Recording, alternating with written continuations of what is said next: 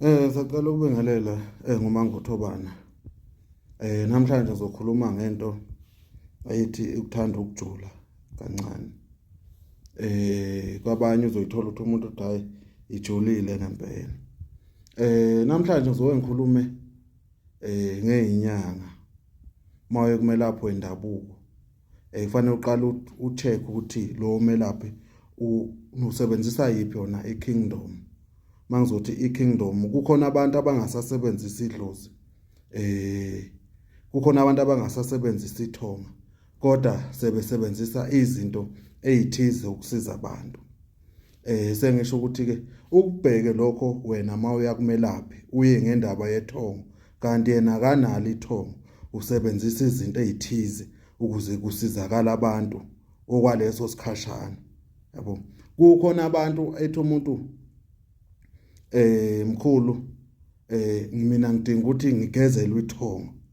Wena qala ubheke mina ufuna ulwazi ngami, ufuna information ngami ukuthi ngiyalisebenzisa ithonga. Mina ngisenalo ithonga noma mina sekukhona into esengiphusha ngayo eceleni, yabo. Ithonga idlozi lakithi. Ithonga idlozi elingene lowo muntu osebenza abantu. Yikho ngithi mawuya kumelaphi wendabuko bheka ukuthi lo melaphi wendabuko usasebenzisa lonani ithonga, usagxile kulona ithonga noma sekhona izinto ayisebenzisayo wena mawuze ngethonga. Kodwa mawufuna lezo zinto ayisebenzisayo hayi ithonga ungaya kuye. Sengisho uthena kunabantu abalimalayo uzothola ukuthi umuntu eze kuMangothobane kanti Mangothobane akasebenzisi ithonga, mina ngiyisebenzisela izinto zami engayilanda, yabo. Sengisho ukuthi ke lana ngenza isibonelo mhlawumbe izinto zami engayilanda wena uze ngomsebenzi wethonga, yabo. Mina kanti angisebenzisi ithonga noma ngiphahla alikho ithonga engilisukumisayo.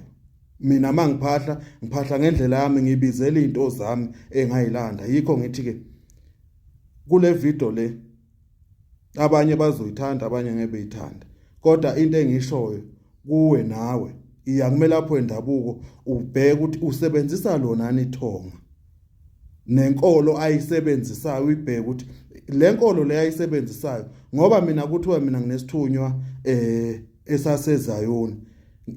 Mina ngayani kulo muntu, lo muntu yena akasonto ezayoni, yena akanaso isithunywa sasezayoni. Yikho ngithi ibheke lento leqala before uyofuna usizo kulowo muntu loyo, kulowo melaphi loyo, ukuze ukwazi ukuthi into zakho zikhanye. Siyathokoza uMangothobane. Bekuyilokho nje.